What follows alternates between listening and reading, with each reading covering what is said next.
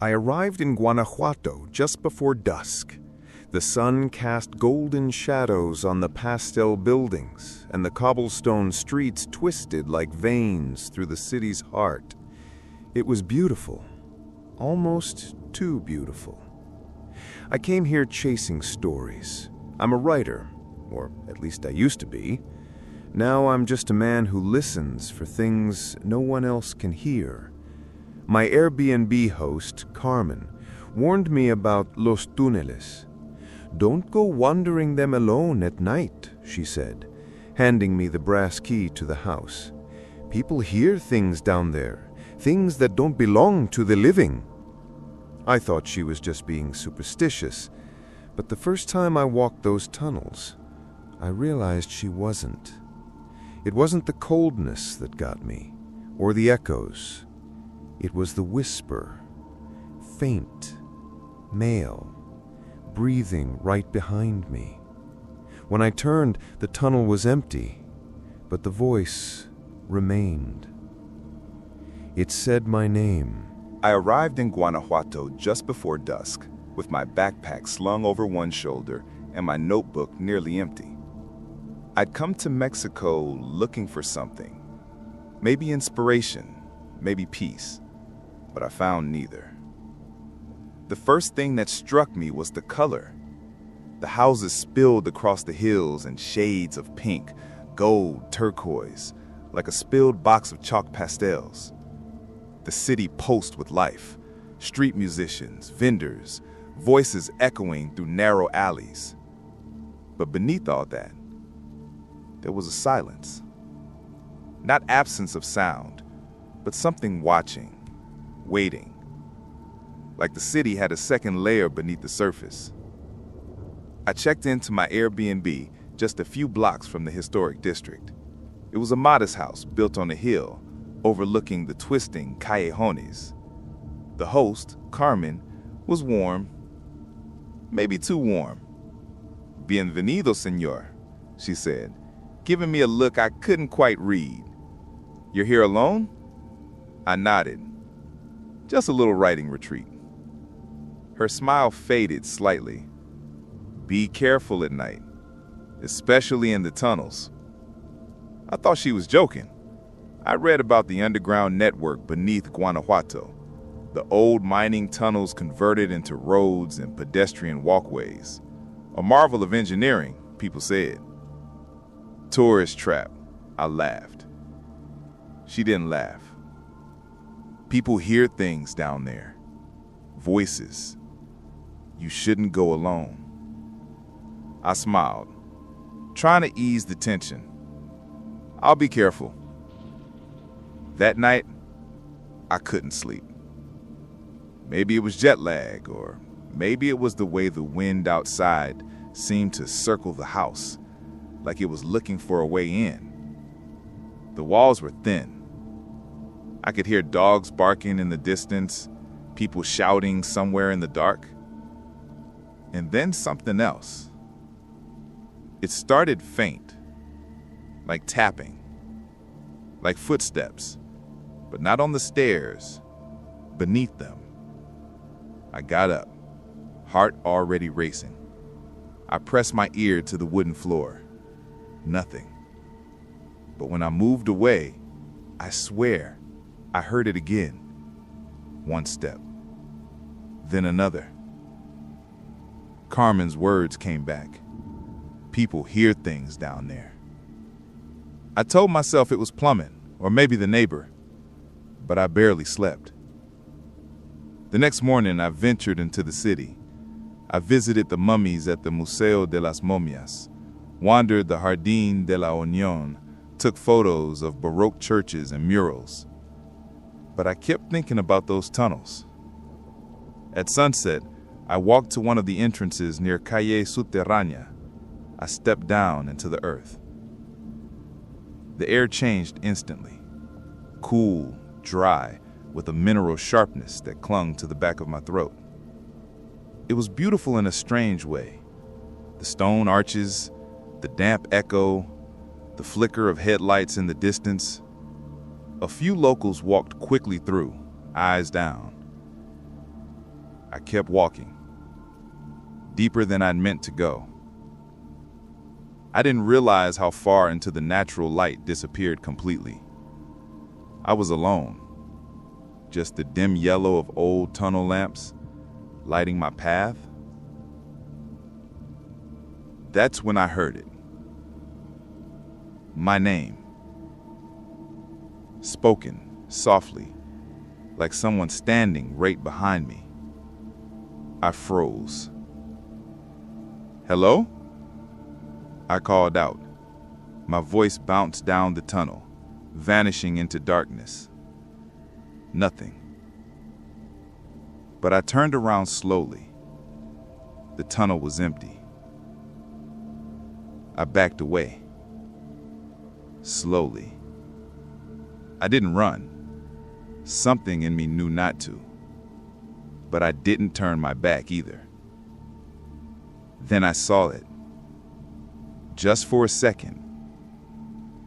At the edge of the next curve, half hidden in shadow, something standing or crouching. I couldn't tell. No details, just a silhouette. It didn't move, but I heard it. Again. Jacob. It knew my name.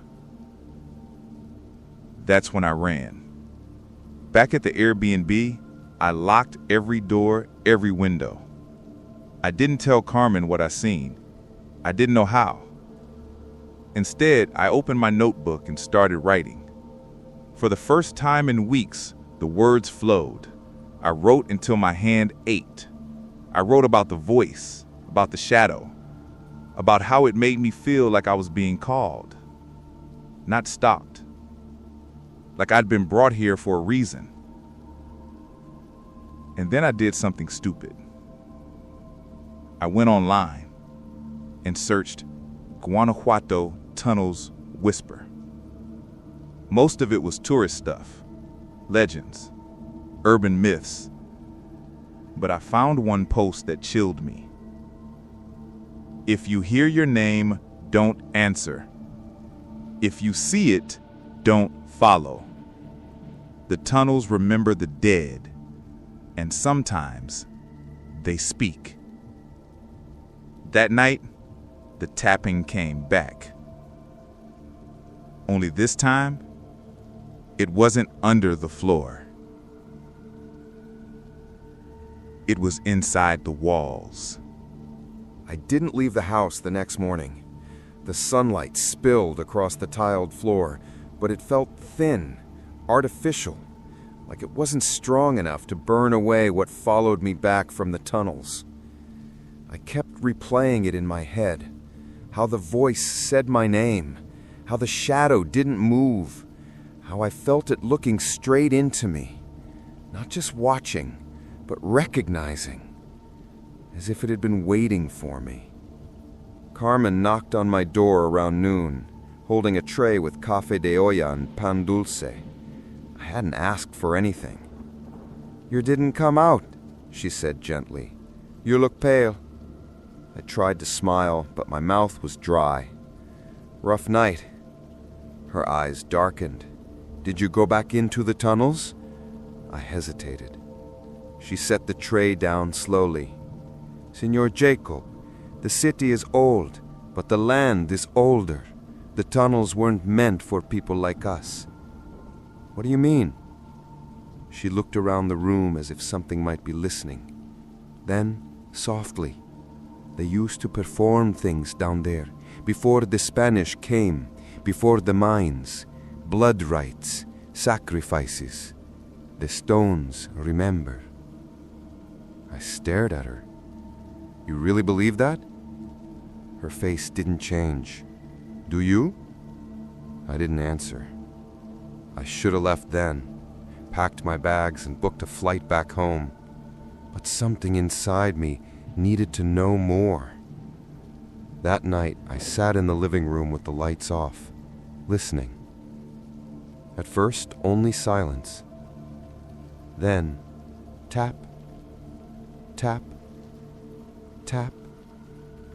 Soft, rhythmic, coming from inside the wall again, right behind the bookshelf. I stood up slowly, pressed my ear to the plaster. The sound stopped. Then, so faint, I almost missed it. Jacob. Not spoken this time, exhaled, like a breath inside my skull. I backed away fast and knocked the bookshelf over without meaning to. Books scattered across the floor. My heart was hammering. And then I saw it. Behind the fallen shelf, in the wall, was a seam, a thin vertical crack in the plaster, barely visible. My fingers brushed it. It was cold, colder than anything else in the room. I pushed. A piece of the wall gave way. There was a space behind it. I grabbed my phone and turned on the flashlight. Behind the wall was a small alcove, stone, not brick, old, like it had been carved, not built. A passage, just wide enough for a man to crawl into. My rational brain screamed, "Don't go in there," but my legs moved anyway. I squeezed through the opening and found myself in a narrow stone shaft descending at a shallow angle. The floor sloped down, the air growing cooler with each step. Dust floated in the beam of my flashlight like ash. 10 feet in, the air changed. It was heavier, like I had passed through an invisible curtain. I turned a corner and saw something etched into the stone, symbols, spirals, patterns I didn't recognize. Not Spanish, not anything I knew. At the center of one spiral was my name, Jacob, carved into the rock, freshly. I dropped my phone. When I picked it up, the flashlight flickered. I tapped the screen, nothing. Then it went black. Total darkness. Panic surged. I turned to go back, felt the wall, and that's when the voice returned. Jacob. Only now, it wasn't behind me. It was inside me. I couldn't scream, couldn't breathe. I sank to my knees, heart thudding like war drums. The symbols on the walls, did they pulse? I pressed my palms to the stone floor and felt it thrum like a heartbeat beneath the earth. And suddenly, I saw something in my mind. A circle of figures in black robes. A child screaming. Blood spilling on carved stone. A voice saying, "He is the vessel." I don't know how I got out. I must have blacked out. When I came to, I was back in my room. The sun was rising. My clothes were filthy, covered in dust and blood. Not mine. I checked my hands. My palms were raw, like I'd been crawling through gravel. On the table was my notebook. A page had been written in it. Not in my handwriting. You are closer now. I didn't leave the room for the next 2 days. Carmen knocked, called my name, slipped food under the door, but I couldn't open it. I couldn't face her or anyone. My mind kept returning to that tunnel, that room in the wall, and the symbols carved in stone. Most of all, to my name, written there like a warning or an invitation. The notebook still sat on the table, open to that single line, "You are closer now." I didn't remember writing it, and the handwriting wasn't mine. The loops were too tight, the pressure too deep, almost engraved into the paper, like whoever or whatever wrote it had no concept of fragility. I thought maybe I was going crazy until I saw him. It was late. The city outside buzzed with music and life. From my window, I could see the distant hills and the lights that danced along the rooftops of Guanajuato. That's when I spotted the figure, standing alone at the edge of the callejon. He didn't move, just stared straight up at my window. He wore a brown jacket, tattered jeans, and a wide-brimmed hat pulled low over his face. At first, I thought he was drunk or lost, but then he tilted his head, and even in the dark, I saw it. His face was smooth. No mouth, no nose, no eyes. Just skin, as if someone had stretched flesh where features should be. I gasped and stumbled back from the window. When I looked again, he was gone. The next morning, I tried to leave. I packed my things, called a taxi. Carmen stood at the doorway, looking at me with something between pity and fear. She said, "You saw him, didn't you?" I paused and said, "What do you mean?" She said, "The man without a face." I froze and said, "You know about him?" She said, "He comes when you're marked." I laughed, but it sounded more like choking. I said, "Marked by what?" She looked at my hand. I followed her gaze, and that's when I saw it. Just below my thumb, carved into my skin like an old scar, was one of the spiral symbols from the tunnel. I hadn't seen it before. It looked burned in. Carmen whispered, "Some people say he guards the threshold. Others say he is the threshold." I shook my head. I said, "This is insane. I didn't do this." She pressed something into my hand, a rosary, but the cross had been replaced with a small obsidian stone. She said, "Take it, and if he comes again, don't speak." I rode the taxi to the city edge, but every turn felt wrong. Streets looped back on themselves. Roads that were open hours ago were suddenly closed. Every route out led me back to the tunnels. It was like the city wasn't letting me leave. I finally got out near a plaza and decided to walk, clear my head. Tourists passed me laughing, kids playing with balloons. It all felt so normal, but I couldn't stop checking over my shoulder. And then I saw him again. Across the plaza, between two vendors, standing perfectly still. The same hat, same jacket, same absence of a face. But this time, he moved. One step toward me, then another. I ran and ducked into an alley, heart slamming in my chest. The alley turned into a stairway, steep and narrow.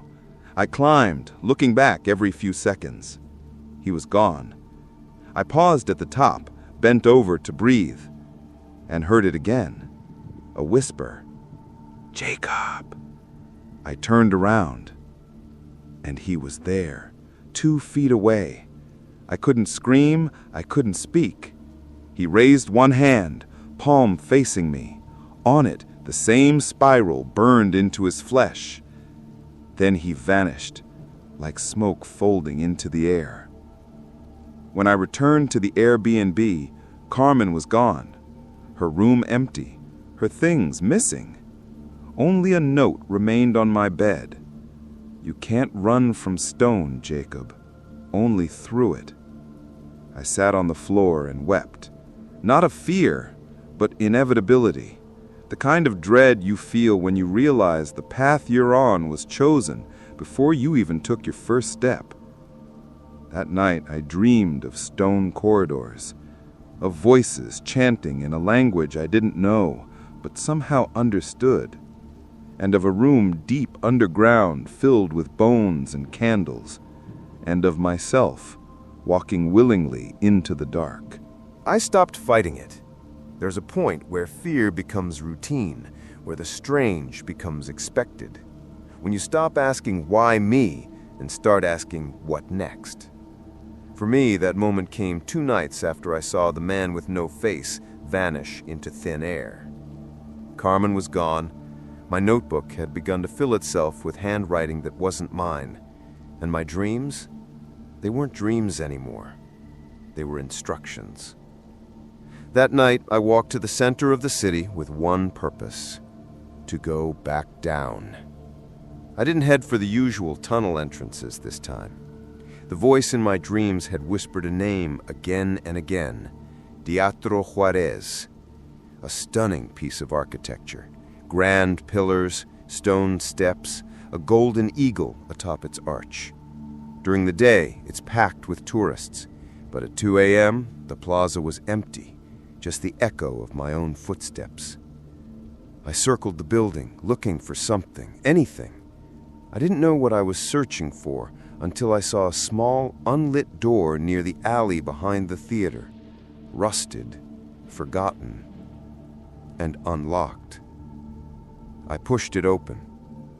The smell hit me first: mildew, earth, and something coppery. Blood, maybe. The air was damp, thick with silence. I stepped into total darkness. I used my phone light, knowing it wouldn't last long. The corridor curved downward almost immediately. Carved stone walls, slick with moisture, pressed in on both sides. Dust covered everything, but the floor showed faint footprints, leading inward. I followed them. There was chanting in the distance, not loud, not clear, but rhythmic, like breath, like a heartbeat. Then I saw it, a stairway spiraling downward, worn, ancient, swallowing the light, and just above it, etched in blackened stone: only the vessel may enter. The spiral symbol burned on my palm again, literally. I fell to my knees from the heat, clutching my hand. When I looked up, the stairs had changed. They were inviting me down. Every step echoed into infinity. I don't know how long I walked. Minutes? Hours? The further I descended, the warmer it got. Not just warm, humid, like being swallowed by lungs. Eventually, the stone turned to black obsidian, polished, reflective. I looked into the floor and saw not myself, but something behind me, watching. When I turned around, nothing was there. And yet, I could hear it breathing. I reached the bottom and found the door. It wasn't a door in the normal sense, more like a massive slab of bone-white material, carved with thousands of tiny marks, symbols, faces, eyes. There was no handle. Only a hole the size of my palm. I didn't think. I pressed my marked hand into it. There was a soft hiss, a click, and the slab opened. The chamber was massive, domed ceiling, walls pulsing with dim red light from torches that had no flame, just heat. And across the floor, dozens of robed figures, all facing the center. None of them noticed me. Or maybe they didn't care. At the center was a pedestal, and on it a mirror. But not a normal mirror. This one shimmered like water and buzzed like electricity. Its surface rippled even though there was no wind. The chanting grew louder. I stepped forward. The figures turned in unison, dozens of hooded heads now facing me. Then they knelt. A voice, deep and echoing, rang out from nowhere. The vessel has returned. I wanted to run. I should have run. But I stepped toward the mirror. It pulled at me, not physically, but spiritually, like it was made of every answer I had ever needed. I reached out. The surface of the mirror trembled. and grabbed me. Hands, thin, long, too many fingers. They pulled me into the glass. I fell into blackness. When I awoke, I was lying on stone, alone, cold, but not in the chamber anymore. This place was deeper. There were no walls, just void and fog. And from the dark, they came. Not people, not monsters, not anything I can name. They whispered in voices that layered over each other like a choir of lost souls. And they said only one thing. You are almost ready. I opened my eyes to darkness, but not just lack of light. This was something denser, heavier, a living dark, as if the shadows themselves had mass. Beneath me, stone, smooth, cold, pulsing. Around me, nothing. Silence, not even my breath made sound. Then, slowly, the world around me shifted. A soft glow rose from the floor, deep purple light, like bioluminescence in the deep ocean. I stood up shakily and saw that I was in a corridor. The walls weren't walls. They breathed. Obsidian, black stone, wet and glistening like it had just been born. Patterns swirled in its surface, spirals, eyes, mouths, but when I blinked, they vanished. I turned to go back the way I came, but there was no door, no chamber, no entrance, just endless corridor. I walked for what felt like hours. The air smelled of copper and old breath. My footsteps echoed in rhythms I didn't recognize. Sometimes they didn't echo at all. Sometimes I heard more footsteps than I was making. Every so often the walls would twitch, like something behind them had just woken up. I tried marking my path with scratches, only to realize that each mark disappeared the moment I took my eyes off it. Time didn't feel right here. Minutes stretched like days, or maybe days collapsed into seconds. Then I saw someone. A shadow just ahead, turning a corner.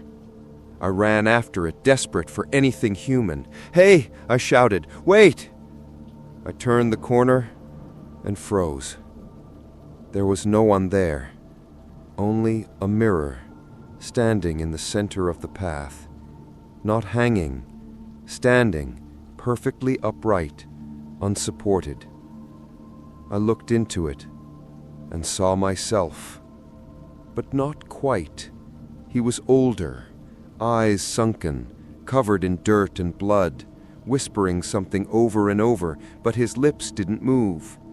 I leaned closer. Suddenly he looked up, eyes locked with mine. "You should not have come." The mirror cracked. I fell backward, and when I looked again, the mirror was gone. In its place, a door, made of flesh. Yes, flesh, pale, veined, pulsing slightly. There was a handprint on it. Mine. I pressed my palm to it, and the door opened with a sound like wet skin being peeled apart. I stepped through. Now I was in a circular chamber. Dozens of doorways lined the walls, each leading to another corridor. In the center, a fountain, but instead of water, it poured black sand. A figure stood beside it, hooded, tall, unmoving. I approached slowly. "Who are you?" I asked. The figure turned.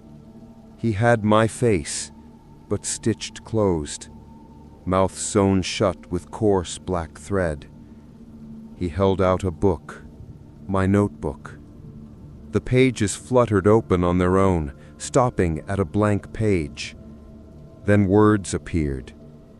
"This is where your story ends, unless you find the center."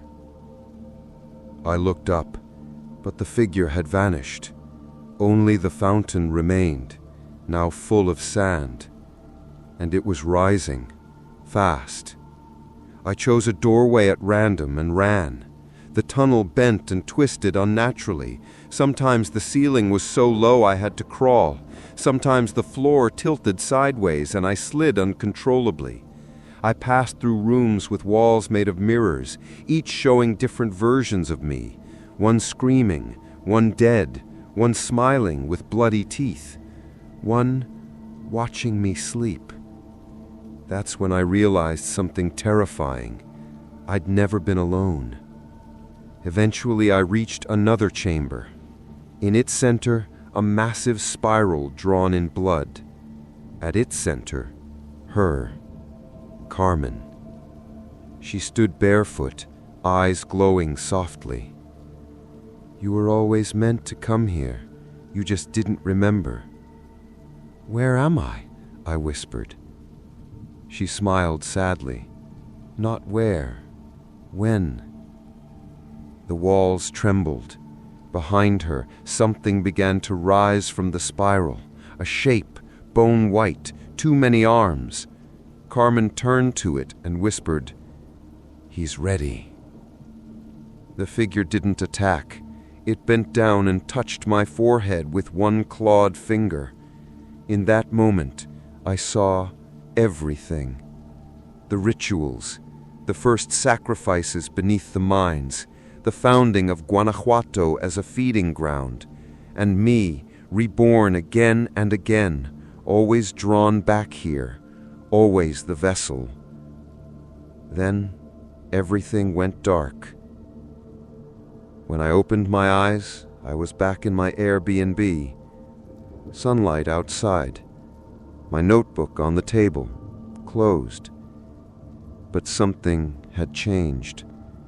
My reflection in the mirror didn't copy me. It blinked, a second too late. I didn't sleep that night.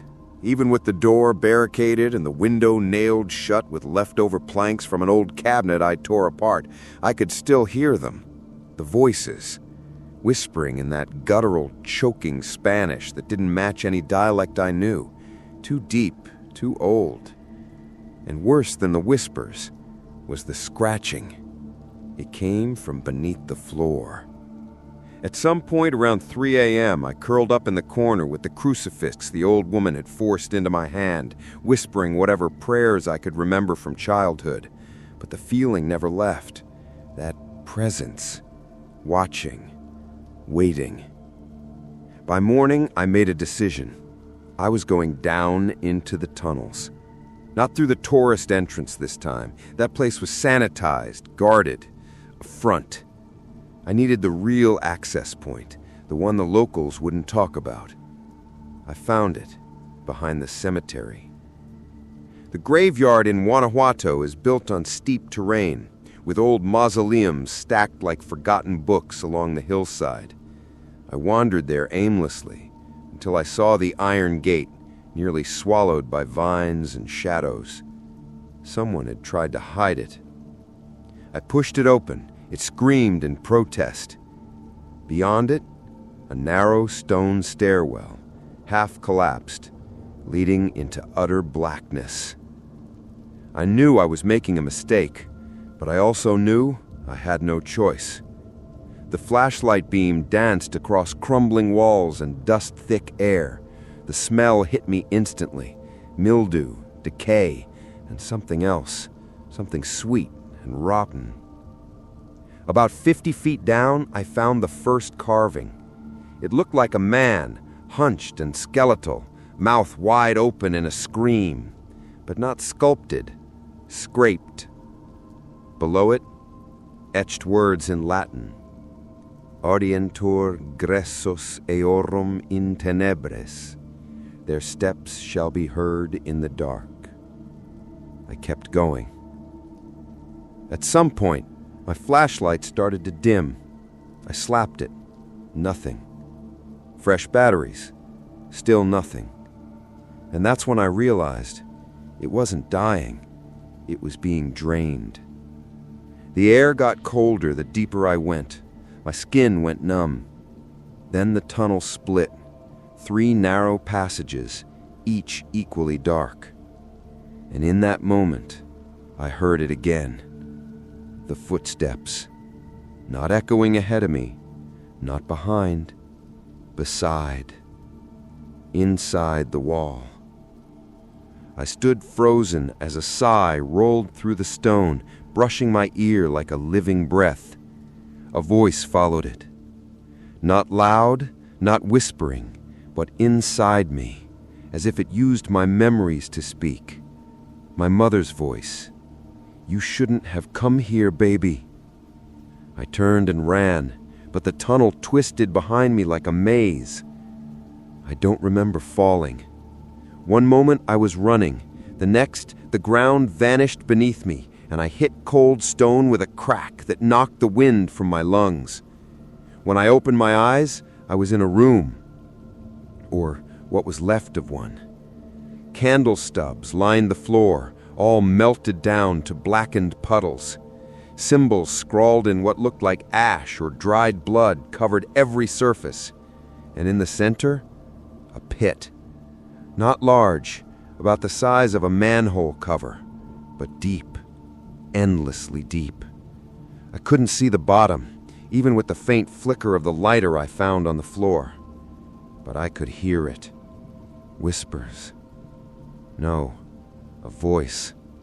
Low, calling my name. I dropped the lighter. Not by accident. My hand let go, not because I wanted it to, but because something else wanted me to. I scrambled away from the pit, crawling backward until my fingers hit a solid object. A boot. I looked up. There was a man standing there, uniformed, just like me, only his eyes weren't right, clouded, skin gray and stretched, dried blood on his collar. He didn't speak, he only pointed, back toward the pit. I shook my head. No, I'm not going in there. He pointed again. Then another figure appeared. Then a third, until the room was full of them. Soldiers, Americans, rotting, silent. All with the same wound, a ragged gash across their chests, as if something had torn out their hearts. I ran into the tunnel again. This time, the whispers followed me, loud, coherent, laughing. The air felt alive, crawling over my skin like static. The walls flexed, pulsing as if they... And then I saw it. At the far end of the tunnel, a staircase, twisting upward, carved from bone-white stone, glowing faintly with a sickly green light. The whispering steps. Each one, teeth. Some stuck between the cracks, some embedded in the stone like fossils, all pointing downwards, like they were trying to keep something from climbing up. I didn't want to. As I placed my foot on the first step, I heard the voice again, clear this time, loud. One step forward, a piece of you stays here. And then the screams started, not from behind me, not in front, inside me. My childhood memories burning, my father's face, the taste of summer air, forgotten. With each step I took, I lost something. My name, my age, my reason for being there. By the time I reached the top, I was someone else. Or maybe something else. I burst into the sunlight, collapsed at the edge of a field. The steps were gone, the entrance, and so had my voice. I tried to speak, but just a hum, a low. It took me hours to find my way back to town. No one recognized me, not even myself. I don't know what pushed me to go back into those tunnels. Maybe it was guilt. Maybe it was the way Maria's voice kept echoing in my head, even in dreams. Or maybe I just knew that if I didn't get answers, I'd never leave Guanajuato alive. I spent the night in a cheap hostel near the edge of town. The old woman at the desk barely looked at me, but when I asked if the tunnels still connected to the catacombs, she froze. Then she muttered something about calles que respiran muerte, streets that breathe death, and handed me the key without another word. Sleep came in flashes. Every time I closed my eyes, I was back in that underground crypt, watching shadows stretch across the bones. I saw Maria's lips move, whispering things I couldn't understand. My own name came out of her mouth once, and behind her, the boy with no eyes. I woke up at 4:17 a.m., covered in sweat. I didn't even shower, just grabbed my flashlight, a new pack of batteries, and a bottle of water. I left a note at the front desk. A dumb idea, maybe, but if I vanished, I wanted someone to know where to look. The entrance to the tunnel was deeper than before. Last time, I'd turned back before reaching the end, but this time I pushed forward, stepping over collapsed bricks and mossy stone. The air felt denser the farther I went, like the walls were pressing in, whispering against my skin. At some point, the flashlight flickered. I stopped, changed the batteries, kept going. The steps had long ceased to feel man-made.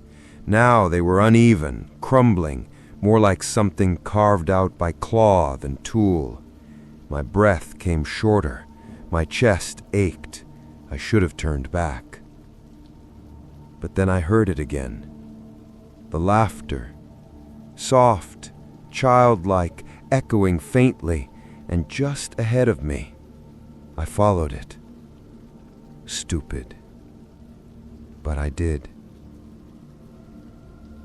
The path opened into a narrow chamber, not quite a room, more like an alcove carved into the stone. And there she was, Maria, or something that wore her face. She stood with her back to me, head tilted upward like she was listening to a voice in the rock. "Maria?" I whispered, not even sure it would reach her. She turned slowly.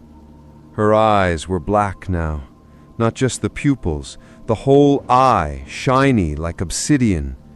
Her mouth twitched into a smile that didn't fit her face. "You shouldn't be here," she said, voice deeper than before. "They're watching." My legs froze. She stepped toward me, and I noticed the strange twitching of her fingers, too fast, like she wasn't used to controlling the body anymore. "Who are you?" I asked. Her smile faded. "You already know." Behind her, shadows moved. Not one, dozens. Figures stepped out of the walls, tall, impossibly thin, eyeless things, like stretched silhouettes peeled off nightmares. They surrounded her, and for a moment they just stood there, swaying like they were waiting for a command. Maria looked at me again. "You opened the path when you broke the stone. It was meant to stay sealed." And then she screamed. The sound split the tunnel like a blade, a high, inhuman wail that made my vision blur.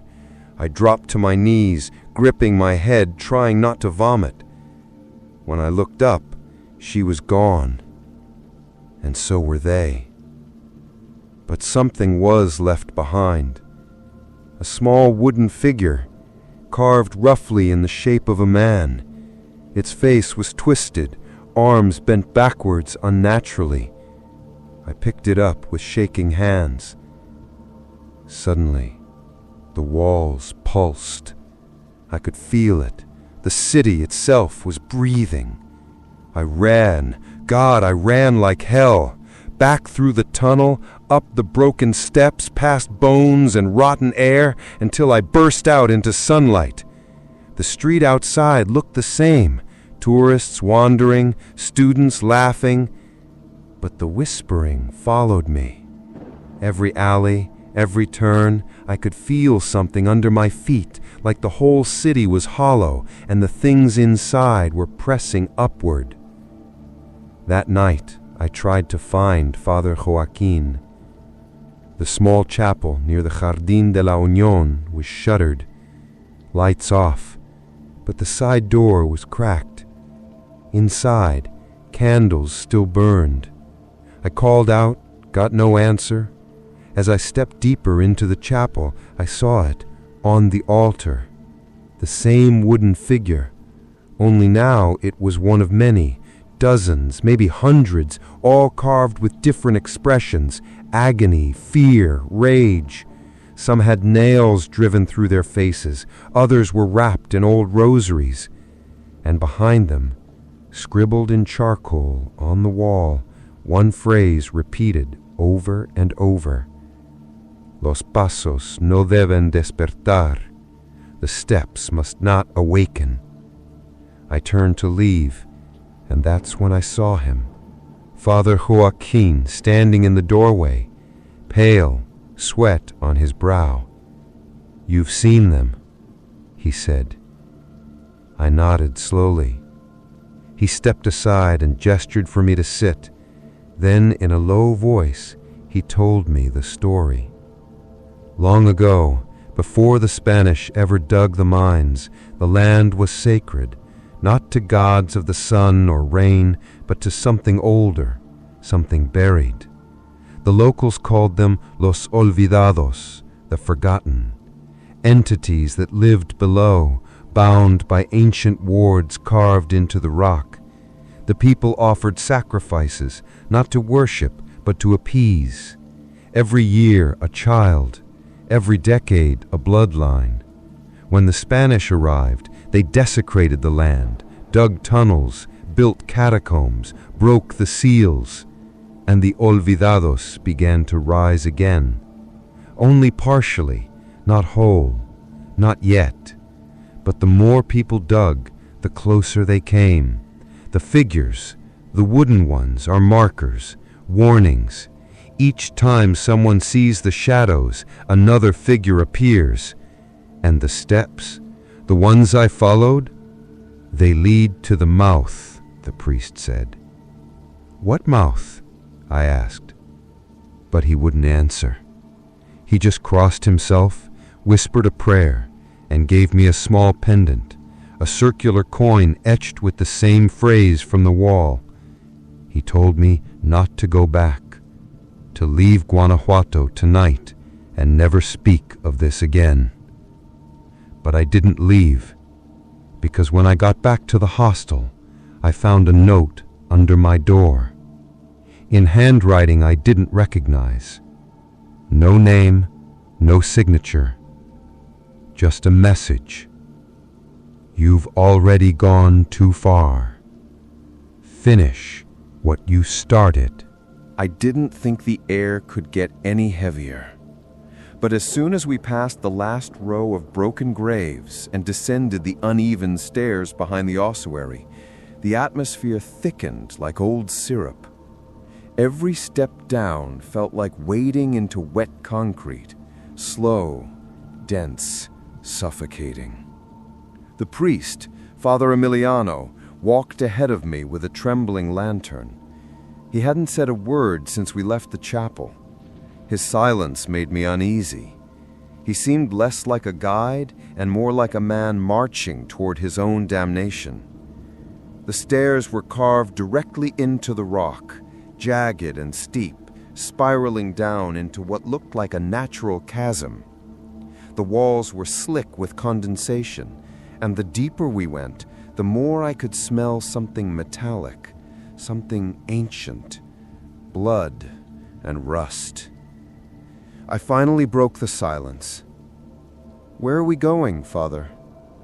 He paused, barely turning his head.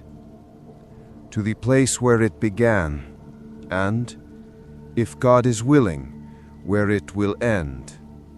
That didn't comfort me. The whispers returned before I even heard them. My skin picked up the vibration. A pressure built behind my ears like an altitude shift underwater, followed by voices I couldn't understand. Not exactly words, more like memory echoing in foreign tones, screams soaked in regret. We reached a landing. The steps ended in a vast vaulted chamber. It wasn't part of the original mine. This was older. Crude walls, but with patterns etched deep into the stone, spiral shapes, angular runes, symbols I recognized from Carter's journal. This was the vault of mouths, he had written. And it was not empty. Bones littered the floor, femurs and ribs, some brittle with age, others disturbingly fresh. A low humming resonated from the walls, like the space itself was breathing. My flashlight flickered, even though the batteries were brand new. In the center of the chamber was a stone dais.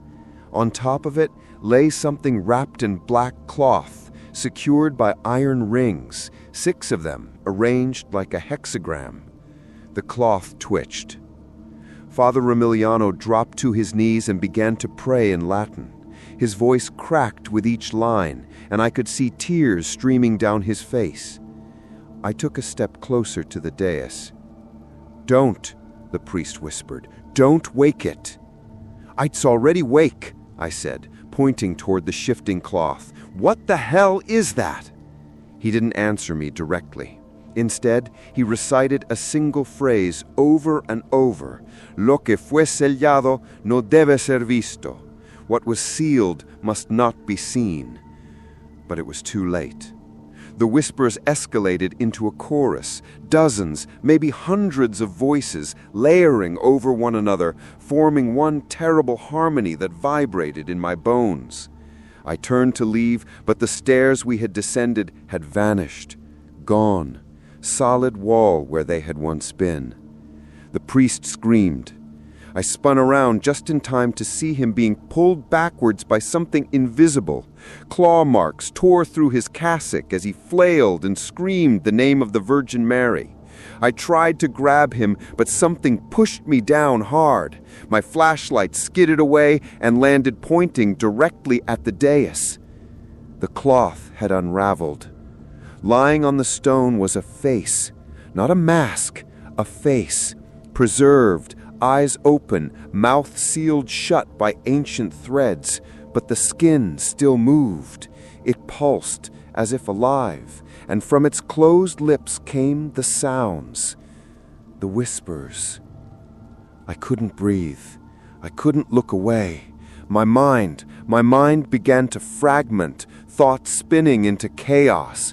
My mother's voice, gunfire from Kandahar, Carter's laugh, Emily's crying, all colliding into one sound, one overwhelming scream that erupted inside my skull. Then, silence. Darkness. Nothing. I came to, I don't know how much later, lying on the stone floor. The vault was dim, lit only by the faint glow of my dying flashlight. The priest was gone. No blood, no cloth, no face, just me and the cold silence of the underground. But I wasn't alone. I saw a shadow, unmoving, standing at the far wall. A figure, tall, emaciated, with a stretched face and hollow sockets. It looked like Carter, but I knew it wasn't him. Its mouth opened wide, wider than humanly possible, and from that gaping void came a whisper so clear I could finally understand it. "You brought it back." Then the walls began to move. Not collapse, move. The etchings on the stone peeled outward like flesh splitting from bone, revealing a corridor behind the wall. The same spiral patterns lined the passage, glowing faintly with a sick green hue. I didn't want to go in. Every instinct screamed for me to run, but there was nowhere else to go. So I picked up my flashlight and stepped into the corridor. The air changed immediately, warmer, almost humid, and the whispers didn't follow me here. It was quiet. That scared me even more. After maybe 10 minutes of walking through the twisted tunnel, I came to another chamber, smaller than the vault, but far more disturbing.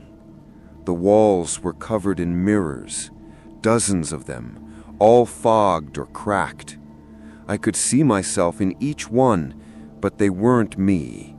One version of me was bleeding from the eyes, another was hanging by the neck, another was smiling, a slow, wide grin I'd never worn in my life.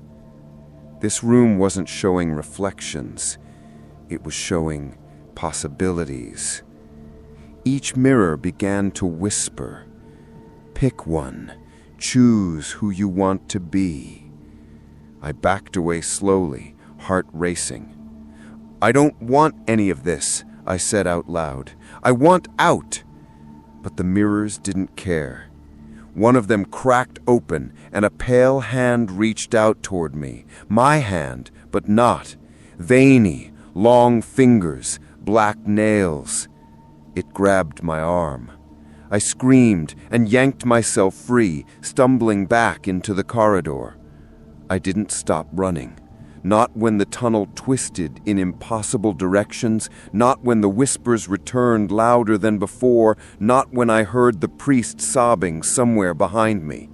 Eventually I found a staircase, new, metallic, like it had been installed recently.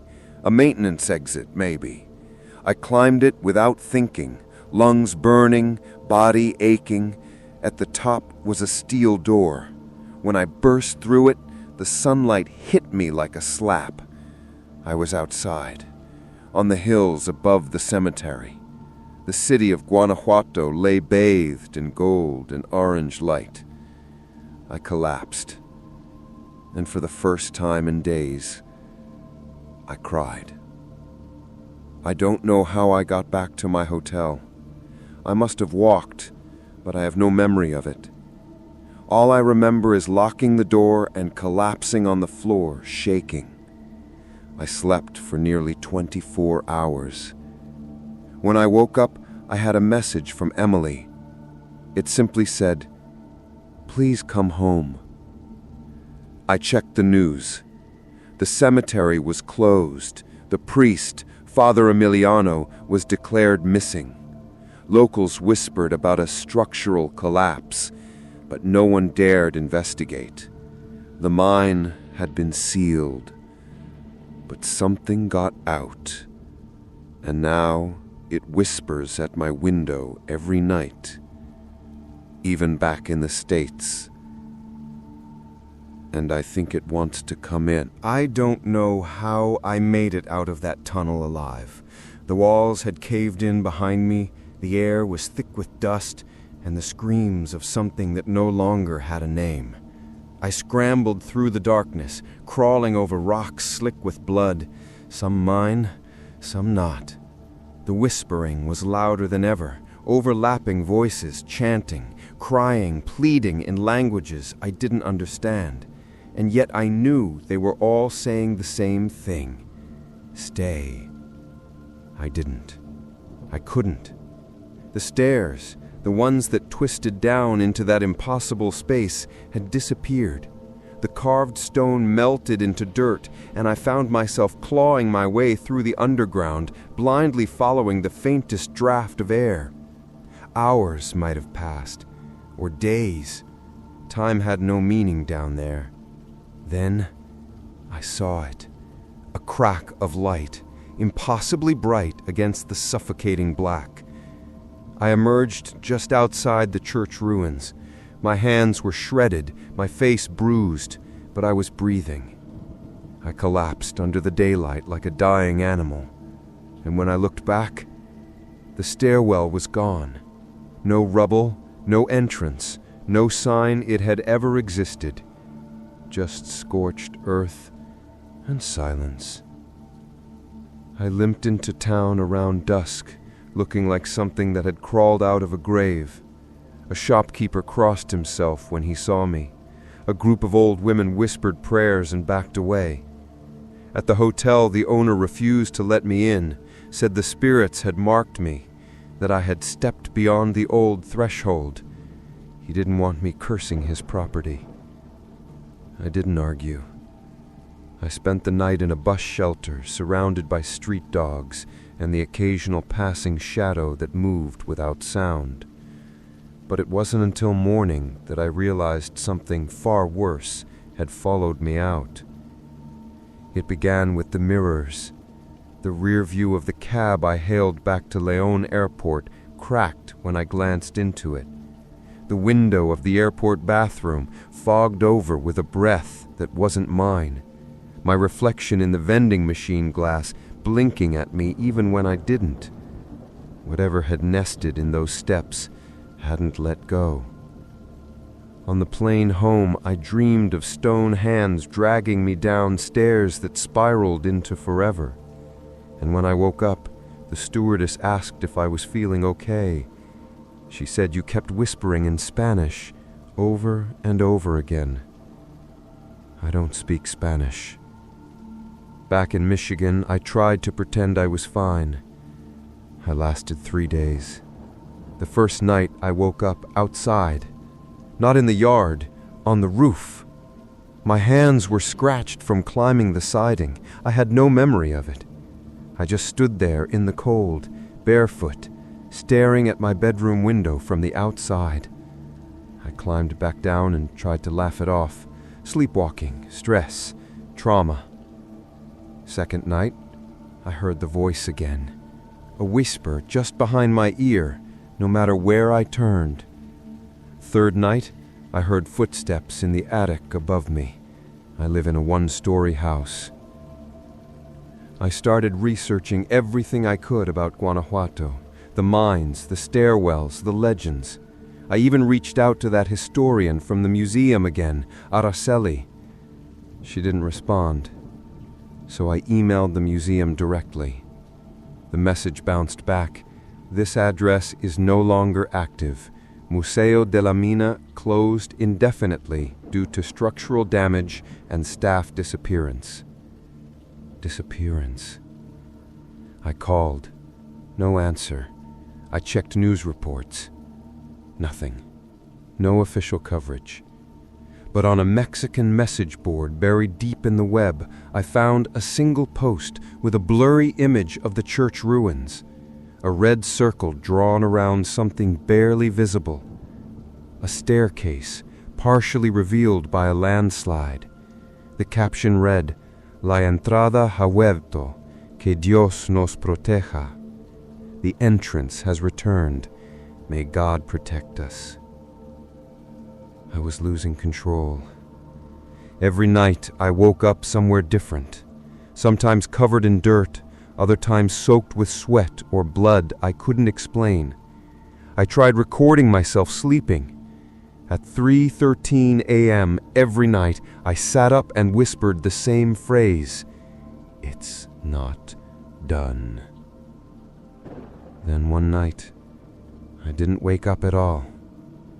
I only found out the next morning when a neighbor knocked asking if I was okay. She said I was standing in my backyard all night, facing the woods, just standing, not moving. When I checked my feet, they were caked in mud. The soles of my shoes were worn like I had walked miles, but I never left the yard. I made a decision. I had to go back. Not for answers, for survival. Whatever had attached itself to me was unfinished. It was pulling me back to that impossible space beneath Guanajuato. Maybe to finish what it started. Maybe to make me part of it. I flew out with only a duffel bag and a crucifix. I didn't sleep on the flight. Didn't eat. Just stared at the window, watching the clouds ripple like water, praying they wouldn't whisper. When I arrived, Guanajuato was different. The streets were emptier. People glanced at me and turned away. The alley to the church was blocked with police tape, but no police.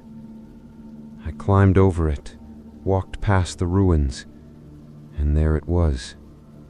The stairwell, exposed again, as if it had been waiting. This time I didn't hesitate. I descended. The steps welcomed me like an old friend. The temperature dropped, the air thickened. The voices returned, louder now. They weren't trying to scare me anymore. They were guiding me.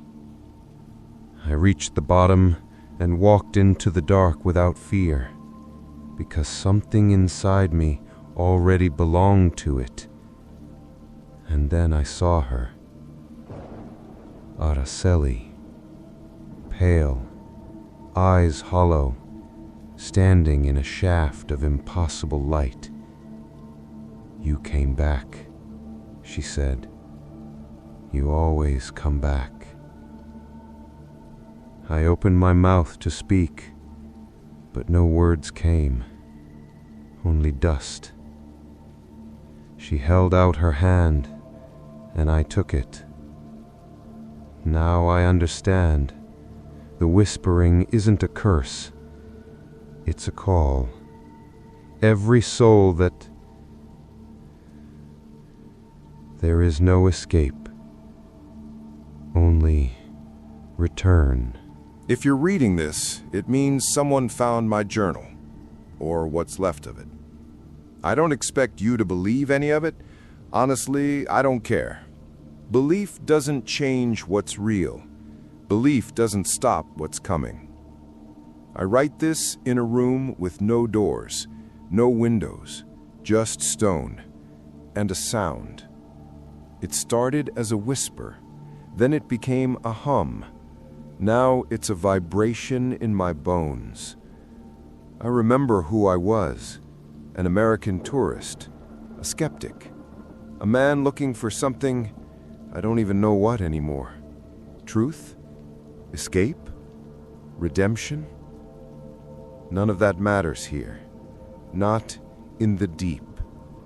They call it La Escalera de las Almas, the stairway of souls. Every city has its version of hell. Guanajuato's just hides it better. You won't find it on maps or in books. You won't even see it if you're not meant to. That's the worst part. You have to be marked first, like bait on a hook. Once you hear the whisper, it's already too late. You will return, and you'll never leave. I don't know how long I've been here. Time bleeds. The mind stretches. Memories are fragile, like burned photos in water. I dream of Michigan, the snow, the sound of the furnace kicking on, the smell of black coffee in the morning. But when I open my eyes, there's only the stone, the dark, and the other voices. Yes, others are here too. Some don't speak. Some have forgotten how. Some scream. And some, like Araceli, have learned to whisper in a way that cuts deeper than screams ever could. Sometimes I feel the surface, just a flicker of wind, a distant echo of bells. Once I even smelled warm tortillas. God, I cried. That tiny glimpse of life above was worse than the silence. It reminded me I used to matter. But down here, you're just another voice in the choir, another echo in the pit, another step on the way down. They say the deeper you go, the more human you lose.